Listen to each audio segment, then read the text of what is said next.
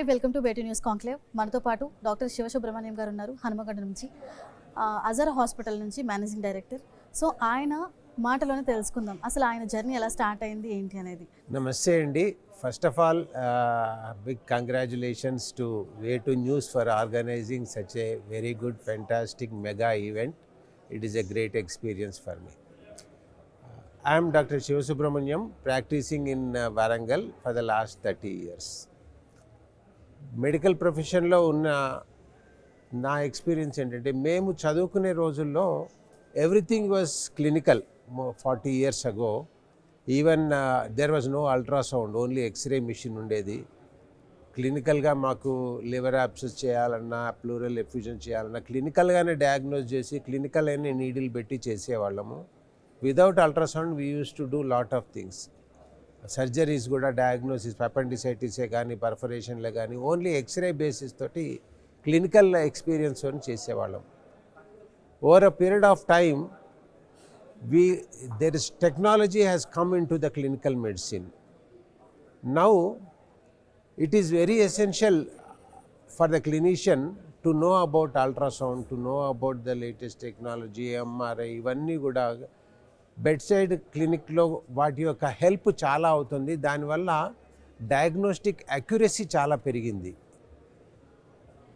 Without any investigations treatment ఇచ్చే నేను ఈరోజు బెడ్ సైడే నేను అల్ట్రాసౌండ్ చేసుకుంటున్నాను. బెడ్ సైడ్ నేను చాలా ఇన్వెస్టిగేషన్స్, ఈవెన్ బ్లడ్ రిపోర్ట్స్ అవన్నీ కూడా within 1 to 2 hours I am able to get, and my diagnostic accuracy has improved a lot. 24 hours, 48 hours పట్టే డయాగ్నోసిస్ నాకు 2 hours నేను డయాగ్నోస్ చేయగలుగుతున్నాను. That was a tremendous achievement in the last, especially last 1.5 decades. Technology help చేస్తుంది బాగా. అట్లనే the latest medication, ఫార్మసీలో కూడా, ఫార్మాస్యూటికల్స్లో కూడా latest medicines రావడం మూలంగా కాంప్లికేటెడ్ జబ్బులన్నీ కూడా మేము చాలా ఈజీగా ట్రీట్ చేయగలుగుతున్నాము. ఇన్ఫెక్షన్సే కానీ, లేకపోతే నాన్ కమ్యూనికబుల్ డిజీజెస్, NCDs అంటారు, అవన్నీ కూడా చేయగలుగుతున్నాము. So technology is helping a lot, and that has improved the accuracy, speed of treatment అన్నీ బాగున్నాయి.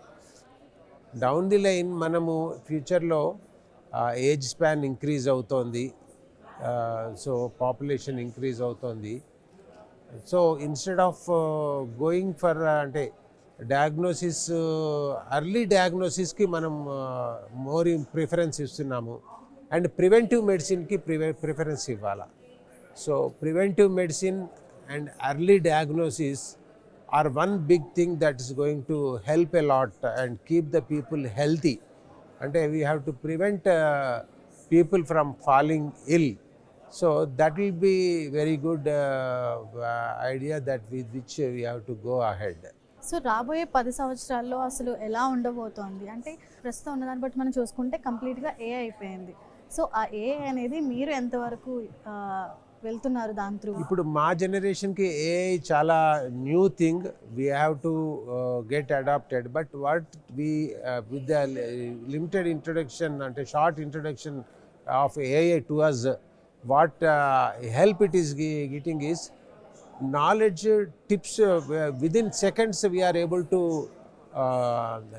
get the information అన్నమాట.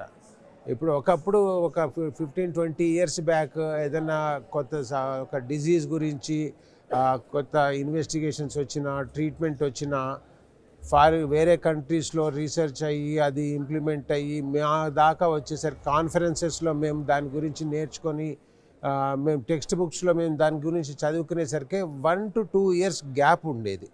సో ఒక ట్రీట్మెంట్ ఒక యాక్సెప్ట్ అయ్యి బయట కంట్రీస్లో అది మళ్ళీ మా దగ్గర దాకా వచ్చి మేము ఇంప్లిమెంట్ స్టేజ్ వచ్చేసరికి it use to take sometimes 5 years or 3 years like that. Now ఎక్కడైనా ఒక డ్రగ్ ఇంటర్నేషనల్ దాంట్లో ఫోరంలో యాక్సెప్ట్ అయ్యి అది పేషెంట్కి రీచ్ అయింది అని అనగానే the very next second it is the technology, because of the media, we are able to get the knowledge within the next day or the next hour itself. Even live lo kuda we are able to see the conferences sitting at home.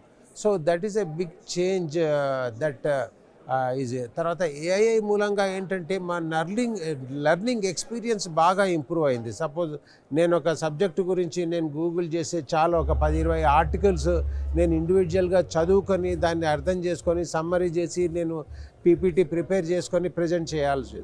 ఇప్పుడు AI తోటి నాకేంటంటే అన్ని summary ఒకటేసారి నేను within short time I'm able to get the summary of all the papers like that. అది నాకు knowledge gain విషయంలో అయితే ఏఐ చాలా ఎక్స్పీరియన్స్ వస్తుంది.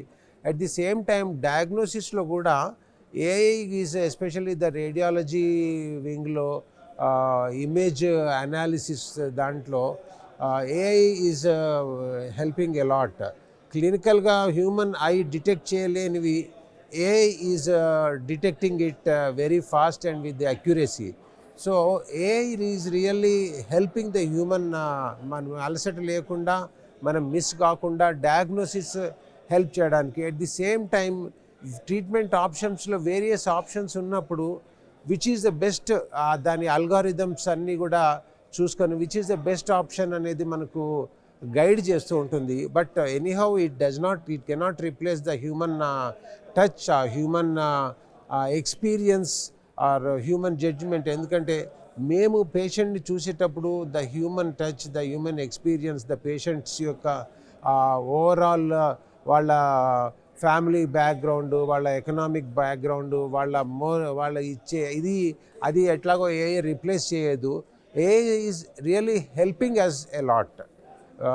Every person, I think every doctor should learn to use AI for better treatment, better understanding of the things. Thank you so much, sir. Thank you so much for coming.